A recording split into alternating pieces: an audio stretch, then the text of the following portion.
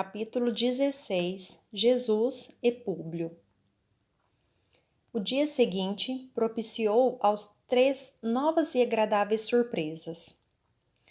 Com a acolhida de Caleb, a condição orgânica do ancião acusou significativa melhora, não apenas por ter dormido abrigado das surpresas da noite ao relento, mas também porque o tratamento que recebera não se limitara a lhe restabelecer o equilíbrio físico, comprometido pela queda. Na ação fluídica do mundo invisível, as forças generosas do amor que lhe haviam instilado uma grande quantidade de força vital, que lhe pudesse retemperar todos os sistemas orgânicos e reconduzi-lo, se não à juventude do corpo, à jovialidade e ao bem-estar físico que acabavam por melhorar toda a disposição geral, produzindo no velhinho uma sensação de euforia e entusiasmo. Dir-se-ia que Caleb havia rejuvenescido, o que significava, entretanto, que, se o corpo continuava envelhecido e desgastado pelos anos, a sua lucidez, a sua alegria, o seu estado geral eram absolutamente diferentes, o que lhe infundia outra aparência geral, perceptível por todos os demais. Em uma pequena comunidade como aquela, tanto era notícia a chegada do governador à sua estância nas cercanias da cidade, quanto a aparição de fazedores de milagres, como aquele ocorrido na noite anterior, em plena vista de todos. Assim, a ação de Zacarias e Josué, pela força da necessidade de muitos e das carências humanas, passou a correr de boca em boca, tornando-se uma alvissareira novidade naquelas paragens tão acostumadas à rotina de suas próprias desgraças.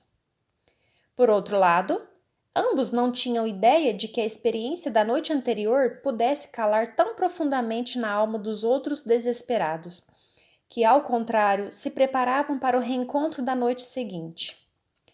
Efetivamente, no entardecer daquele mesmo dia, o cortejo de Pilatos deu entrada em sua vila confortável, nos arredores de Nazaré, e ali se instalou para um período de tranquilidade, junto ao ambiente favorável e aprazível daquelas paragens. Pilatos trazia consigo um estado de espírito confundido pelo temor e desconfiança acerca da presença do senador Públio, que escolhera trilhar caminho mais distante de suas vistas, ao mesmo tempo em que não conseguia tirar de sua cabeça a figura de Lívia, aquela que ficara gravada em sua memória no encontro nos jardins de sua casa em Jerusalém, quando havia interpretado sua fraqueza como capitulação aos seus arrebatadores encantos. A ideia fixa em Lívia fizera com que menos de 2 meses depois que a família Lentulus se havia transferido para Cafarnaum, Pilatos já procurasse Nazaré, a fim de permanecer em posição mais favorável em face da maior proximidade entre as duas localidades. Isso permitiria que estivesse em contato com os passos do enviado de Tibério, ao mesmo tempo em que lhe poderia permitir a aproximação com a esposa, que não lhe saía dos planos. Tão logo se acomodou em Nazaré, Pilatos remeteu até a residência do senador em Cafarnaum, o emissário que lhe fazia chegar a notícia de que o governador se encontrava na região e lhe enviava o convite para que se encontrassem quando fosse do desejo do importante visitante. Na verdade, com isso, Pilatos desejava não apenas oferecer seus préstimos a Públio, mostrando-se cortês e amistoso, ainda que isso não fosse verdadeiro. Desejava também criar o clima necessário para que pudessem entretecer novos contatos, através dos quais sua presença poderia alinhavar melhor a teia com a qual pretendia agarrar a cobiçada presa, que parecia querê-lo e ao mesmo tempo fugia-lhe das mãos.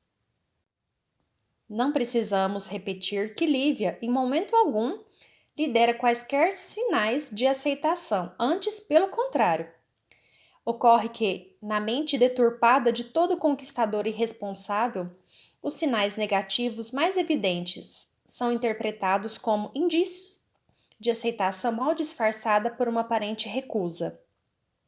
Então, por mais houvesse se conduzido com nobreza e correção, abstendo-se de todas as investidas do governador, mais e mais este se obstinava em seu caprichoso desejo de ter todas as conquistas aos seus pés, sendo as mais difíceis as mais cobiçadas.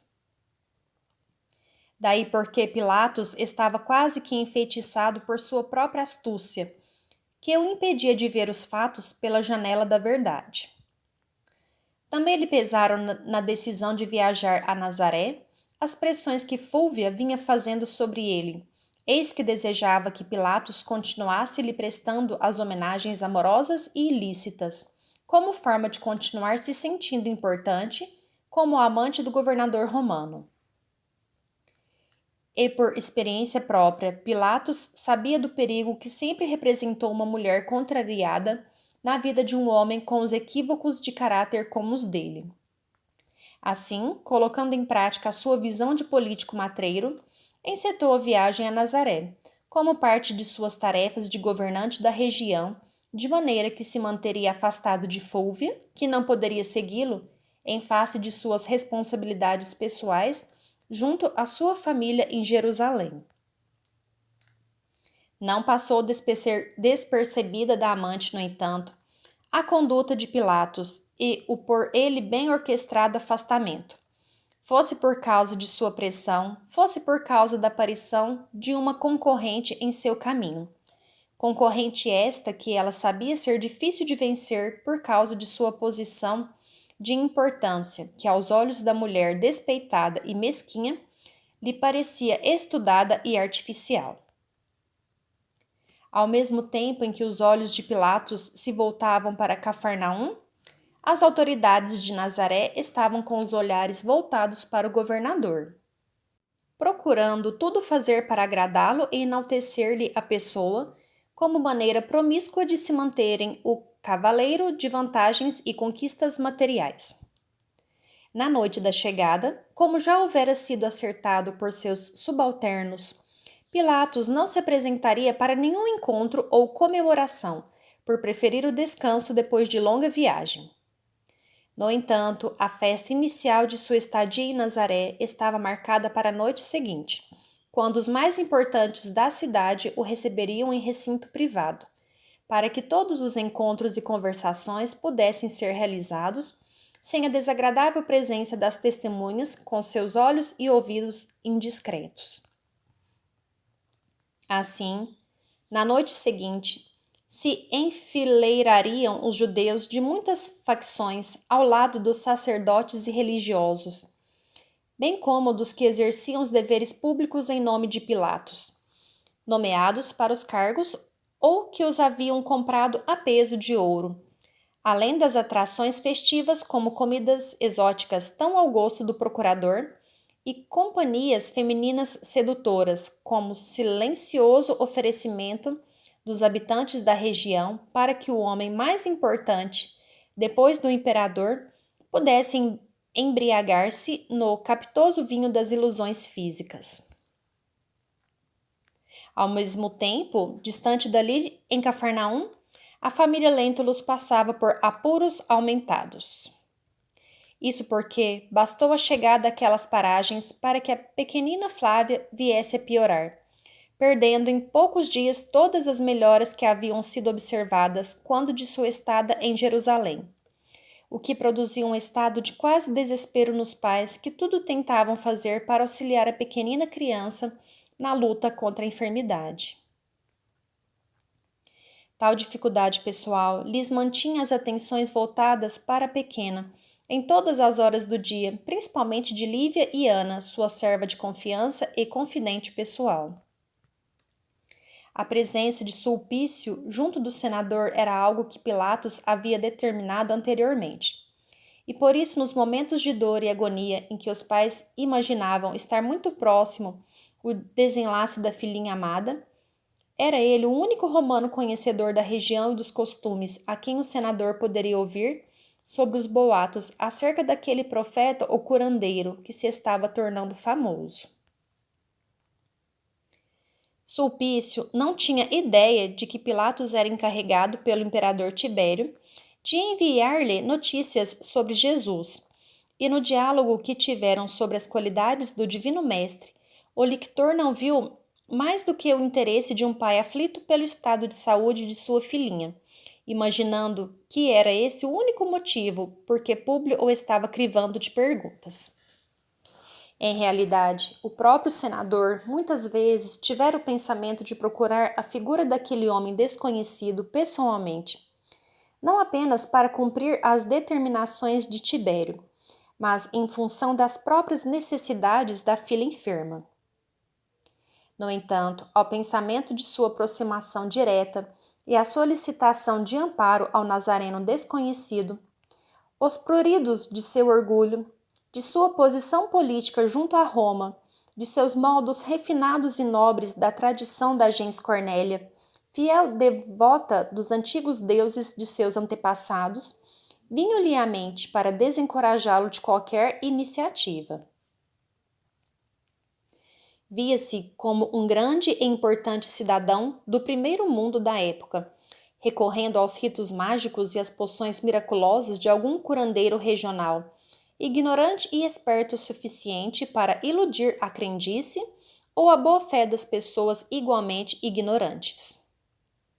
A falsa noção de superioridade o impedia de acercar-se da verdade de maneira direta, como ele mesmo fizera ver a Sulpício, afirmando não ser dos que comprometeriam seus deveres de homem de Estado, desmoralizando-se diante dos outros, que veriam nesse seu comportamento a derrocada de suas tradições superiores diante das crendices e superstições estrangeiras. Assim estavam as coisas até que, no desespero de seu sofrimento, a própria filhinha Flávia, atendendo ao oferecimento paterno que lhe prometia cumprir todos os caprichos para que ela se sentisse mais fortalecida, recusara-se a pedir brinquedos, guloseimas, passeios. De dentro de seus modos infantis, a pequena Flávia pedira que o pai lhe trouxesse o profeta de Nazaré. Assim fosse por causa da determinação de Tibério, fosse por causa do desespero de pai, e ainda mais agora, atendendo à súplica da própria filha, o senador se via vencido em seu orgulho patrício e era compelido, pelas circunstâncias, a ir ao encalço daquele que, até aquele momento, tratara com desdém dos que julgam tudo saber, e por isso estar em patamar de superioridade. No entanto, como não pretendia que tal encontro se desse diante do poviléu que constantemente o cercava, deliberou favorecer que ele ocorresse como que patrocinado pelo acaso ou de maneira fortuita, como forma de livrar-se dos comprometimentos que uma procura direta e pessoal acarretaria perante os olhos alheios e perante sua própria personalidade, que se considerava muito importante. Sabendo que os caminhos que Jesus trilhavam eram geralmente os que o levavam ao lago, junto dos pescadores que o seguiam, o senador planejou um passeio solitário pelos mesmos caminhos, ao cair da tarde, a fim de que não parecesse que estava procurando Jesus desesperadamente. E se o acaso lhe possibilitasse tal encontro, convidá-lo-ia para uma visita a seu lar, como era costume da região, a acolhida de algum conhecido com quem simpatizasse, a fim de que, envolvido pelas asas da casualidade, pudesse proteger a sua dignidade pessoal e política, ao mesmo tempo em que atenderia às necessidades da filha doente. Planejou e assim realizou. No entanto, as preocupações mundanas não tinham importância para a concretização das verdades infinitas. E se o senador passeava distraidamente sem ter revelado a ninguém o teor de suas intenções, Jesus seguia pelas mesmas trilhas deliberadamente, com o fito de encontrá-lo para a convocação fatídica do amor, que poderia transformar para sempre o destino do homem falível. O encontro de ambos foi absolutamente inesquecível para Públio. Eis que, em momento algum de sua vida, houvera sentido tal imponência vestida de simplicidade, tal grandeza trajada de pequenez, o magnetismo que nenhum dos poderes mundanos conseguiria jamais espelhar ou imitar. A emoção daquele instante penetrou-lhe o ser e a resposta das lágrimas abundantes se fez acontecer quase que de maneira incontrolável ou impensável. Homem acostumado aos trâmites burocráticos, vacinara-se muitas vezes contra a emoção que a miséria poderia lhe causar, adulterando o sentimento com a frieza de seus raciocínios, que não poderiam ser corrompidos por sentimentalismos.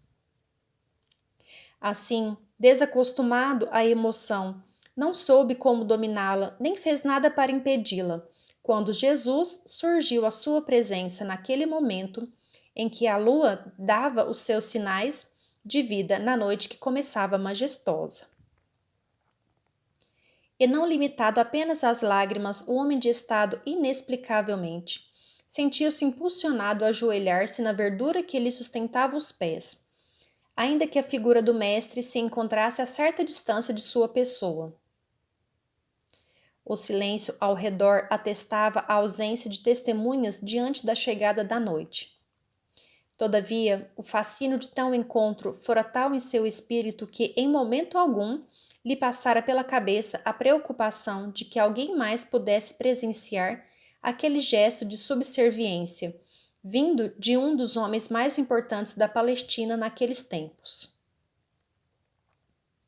Vendo-lhe a submissão quase mecânica, incapaz que era de se manter de pé diante de tal majestosa simplicidade, Jesus caminhou na direção de Públio e com suavidade e meiguice dirigiu-lhe a palavra que era compreendida pelo senador, como se Jesus lhe falasse no mais belo e clássico latim. Senador, por que me procuras? Tomado pelo encantamento, Públio não conseguia articular palavras que se sufocavam em seu peito. No entanto, seus pensamentos eram escutados por aquele homem, tão diferente de todos os outros como se tivessem o timbre sonoro da própria voz. Sem saber o que dizer, angustioso e vencido, pensou na criança enferma. Em resposta, Jesus o advertiu de que seu orgulho não lhe seria o motivo da salvação da filha, mas sim a fé da esposa amada que enriquecia a vida de todos os que partilhavam a sua presença, e que os poderes que ele defendia ou representava eram extremamente fugazes diante dos poderes superiores que dirigiam os destinos dos homens. Tais advertências da verdade sobre seu caráter arrogante lhe eram feitas com tal benevolência que, se num primeiro momento o senador se sentiu ferido por elas, relembrando a grandeza do império e dos Césares, a palavra firme e grandiosa daquele diálogo fazia-o defrontar as próprias reações imediatas, mostrando num segundo momento que tudo aquilo que se lhe estava revelando era a mais pura realidade. Ao mesmo tempo, Jesus atribuía a ele o acréscimo de responsabilidades pela cura da filhinha, que fora propiciada pela fé da esposa sincera e humilde, mas que para ele significaria um aumento de deveres para com Deus, no sentido do amor ao próximo. Sem conseguir falar nada, Públio se viu avassalado por um poder muito maior que qualquer um que já houvera defrontado ou conhecido, de tal maneira que se manteve no mesmo lugar, chumbado ao solo, presenciando a transformação daquele Jesus que se modificava ao influxo da oração, com os olhos voltados para o firmamento. Pouco depois, um torpor incontrolável levou o senador ao sono profundo, do qual se libertou hora e meia depois, assustado e confuso. Havia sonhado? Havia sido vítima de um sortilégio tão ao feitio dos judeus daquelas terras? Como houvera se humilhado de joelhos diante de um desconhecido? Quem teria autoridade para se dirigir a ele naquele tom de sinceridade sobre sua pessoa? Todos esses pensamentos o faziam se sentir diminuído ou rebaixado, causando-lhe uma confusão mental muito grande, pois apesar de tudo isso, sua memória guardava todos os detalhes daquele encontro tão importante. Sua conduta mental atestava a luta entre o mundo velho e o mundo novo, onde as mentiras da opulência social eram atacadas pela verdade da simplicidade espiritual, onde o senador romano era acusado pelo mendigo nazareno.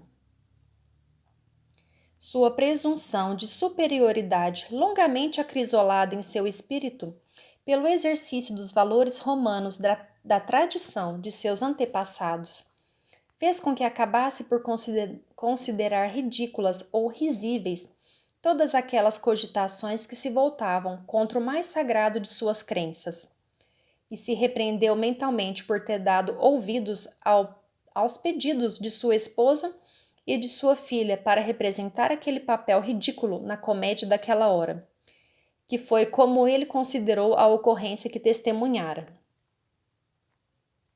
Coisa de tolos e alucinados a aceitar a fraternidade entre os mais diferentes indivíduos. Coisa de malucos acreditar em um pregador de filosofias tão perigosas ou perturbadoras. Assim pensava, atormentado, procurando o caminho de casa. Não se esquecia, porém, das promessas que aquele homem houvera feito sobre a cura da filhinha amada, mas nelas não desejava acreditar em face do escárnio que havia votado aos princípios elevados que o mestre lhe havia apresentado com sinceridade, diante da alma escurecida pelo orgulho patrício. Caminhou imaginando os sofrimentos da filhinha e se penitenciando por não poder fazer mais nada por ela diante das impotentes forças ou recursos que lhe estavam à disposição. Lembrou-se dos médicos consultados, das poções medicamentosas que lhe foram ministradas, dos procedimentos com os quais se pretendia diminuir o padecimento infantil, tudo em vão. Novamente lhe apertava o coração a lembrança da dor daquele ser amado, quando se aproximou da moradia, agora silenciosa e preparada para o repouso noturno. Pé ante pé, adentrou na vivenda e buscou o aconchego do quarto da enferma, a quem desejava vislumbrar antes de se recolher. E quando abriu lentamente a porta que lhe permitia o acesso ao seu interior, nada mais de uma criança chorosa e abatida, incapaz de descansar e sorrir. Lívia carregava em seu colo o pequenino anjo que repousava, envolvido num halo de serenidade e conforto que há muito tempo não vislumbrava no semblante sempre abatido de Flávia. Sedutor sorriso estampou-se no rosto da pequenina criança quando se inteirou da chegada do pai amado, convencendo-o de que aquelas não eram apenas confusas aparências, produzidas pelo seu desejo de ver melhorada a filha. Escutando os relatos de Lívia, inteirou-se de que um fenômeno sobrenatural havia lhe ocorrido e que, graças a ele, que atribuíam à intercessão do profeta de Nazaré, a pequena estava salva, com o ânimo recuperado, tendo se alimentado normalmente e dado sinais de alegria e desejo de brincar. Ali estava a prova de tudo o que ocorrera com ele horas antes. Lá estava a mão generosa de Jesus curando-lhe a filha. No entanto, admitir tal poder e grandeza seria ao mesmo tempo admitir a própria inferioridade. Admitir a ação de Jesus, mesmo à distância, seria ter que considerar verdadeiras as suas palavras sobre o seu estilo de vida e seu modo de ser. Escolher entre o seu mundo e o mundo de Jesus, era isso que teria de fazer. Assim, pressionado entre a humildade e o orgulho, apesar da prova candente ocorrida em sua própria casa, Públio recusara-se a atribuir à cura a intervenção daquele ser tão especial e renegara sua ação para que não tivesse de abdicar dos favores do mundo, aos quais se apegava com extremo orgulho e venerava com todas as forças de sua tradição. Entre romper com Roma e romper com Jesus, preferiu negar este último para seguir atrelado à primeira. Lá dentro de si, porém, não conseguiria enganar-se por completo para sempre. Também em sua vida chegaria sua hora de reconciliar-se com a verdade, ainda que depois de muito sofrimento. No entanto, agora já tinha que falar a Tibério como cumprimento de parte de sua missão na Palestina.